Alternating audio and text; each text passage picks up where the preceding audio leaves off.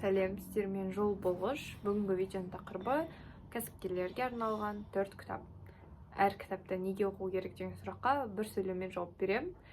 Жаңа бағыт қызықты болады деп сенемін. Өйткені комментарийда біреулер нақты бір осындай кәсіпкерлерге, психологияға қатысты детектив, анау-мынау деген сияқты жинақтар туралы видео түсірсін деп сұраған.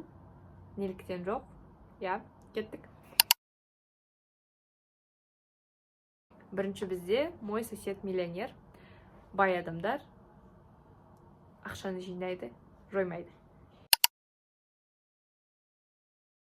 Екінші, крестный отец. Неге? Сөзін ұста. Үшінші, атомные привычки. Неге? Кішкентай әрекеттер, үлкен жетістіктер. Төрт, Toyota путь к совершенству. Неге? Шексіз даму, жетістік үшін өз идеяңды өзгерту. Бұл видео осындай қысқадан нұсқа. Өйткені шынымен де бұл кітаптарды толыққан түсіну үшін оларды оқып шығу керек, өзінің ой елегінен өткізу керек.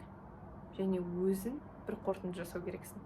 Сондықтан сіздерге осы 4 кітапты оқуға кеңес беремін. Іріктеп таңдаған кітаптар ұзағынан, өйткені шынымен де 4 кітап таңдау өте қиын болды.